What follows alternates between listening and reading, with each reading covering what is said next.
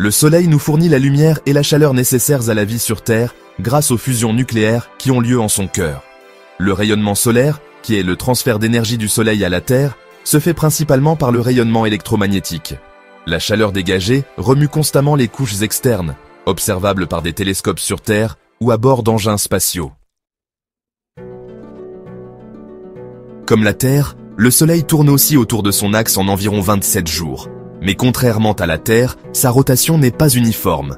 L'équateur tourne plus vite que les régions proches des pôles. Cette rotation inégale, couplée au remous des couches supérieures, pourrait produire des régions de champs magnétiques intenses appelées taches solaires, visibles depuis la Terre. Heinrich Schwab, un astronome amateur allemand, nota vers 1850 que le nombre de ces taches augmentait et diminuait sur des cycles d'environ 11 ans. En plus des effets observables, tels que les taches solaires, le Soleil a une autre influence majeure sur notre planète, le vent solaire. Dans n'importe quelle atmosphère, la vitesse moyenne des atomes, des molécules ou des ions dépend de leur température. Quelques particules suffisamment rapides s'échappent et se soustraient à l'attraction de la pesanteur. À la surface de la Lune, la pesanteur est faible, environ 1/6 de celle de la Terre. Si une atmosphère avait existé, elle se serait évaporée depuis longtemps. En revanche, la pesanteur de la Terre a retenu une atmosphère valable, indispensable à la vie. La gravité du Soleil est encore plus forte, mais une atmosphère à 1 million de degrés ne peut y être entièrement retenue. Ainsi, la couronne solaire rejette régulièrement vers l'espace un jet de plasma chaud appelé vent solaire, complété en permanence par le niveau sous-jacent. Eugene Parker avait prédit le vent solaire dès 1958, et il a été progressivement confirmé par des instruments scientifiques installés à bord de la seconde fusée lunaire soviétique en 1959, d'Explorer 10 en 1961 et de Mariner 2 en 1962. Les flammes, ou streamers, de la couronne correspondent à la naissance du vent solaire.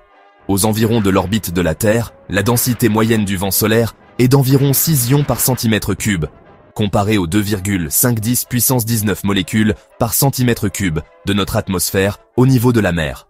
Ce vent solaire, arrivé sur Terre à une vitesse moyenne de 400 km par seconde, continue bien au-delà de l'orbite de Pluton sans ralentir, mais avec une densité décroissante.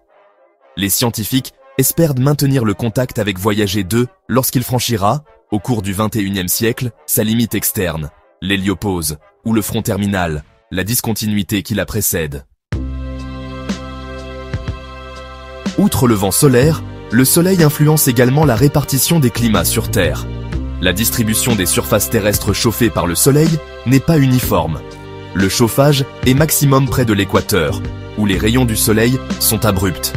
La lumière, arrivant sous un angle presque droit, réchauffe la Terre beaucoup plus efficacement que sur les surfaces inclinées. Le climat dépend en grande partie de la répartition du réchauffement, de l'inclinaison de l'axe de la Terre et de la distribution des océans, qui emmagasinent la chaleur du Soleil et tempèrent le climat. Les régions tropicales chaudes sont comprises entre les latitudes de 23,5 degrés nord, le tropique du Cancer, et sud, le tropique du Capricorne.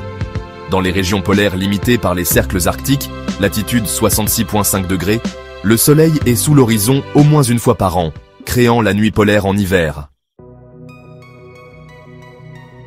Le climat dépend de la quantité d'énergie solaire capturée, mais l'atmosphère joue un rôle crucial. La chaleur reçue par la Terre est renvoyée sous forme de rayonnement infrarouge, rapidement absorbé par les gaz à effet de serre tels que la vapeur d'eau. Ces infrarouges réémis permettent à la chaleur de se diffuser progressivement jusqu'à atteindre l'espace. Ce niveau se situe à la base de la stratosphère, une couche atmosphérique sèche et stable. La partie sous-jacente de l'atmosphère active et humide s'appelle la troposphère, et la limite entre les deux est la tropopause. Un autre phénomène lié à l'atmosphère terrestre est la variation de température en fonction de l'altitude. Dans une atmosphère stable, plus l'altitude est élevée, plus l'air est froid. L'air proche de la Terre est plus chaud, car il reçoit directement la chaleur et la lumière du Soleil. À 10 à 15 km au-dessus, l'air est plus froid, car c'est la zone où la majeure partie de la chaleur rayonne dans l'espace. Les sommets des montagnes sont donc froids, et les plus hautes sont couvertes de neige. Lorsque l'air sec chauffé par la Terre s'élève, la pression diminue et l'air se dilate, ce qui le refroidit. Si l'air est soufflé vers le bas, il se recomprime et s'échauffe. Ces mouvements de haut en bas se produisent constamment, mais dans des conditions stables, la température chute régulièrement avec l'altitude. Le réchauffement direct de l'air par la Terre le transporte sur quelques centaines de mètres, créant une zone frontalière de turbulence. Les mouvements à grande échelle, comme les orages, se produisent habituellement plus haut.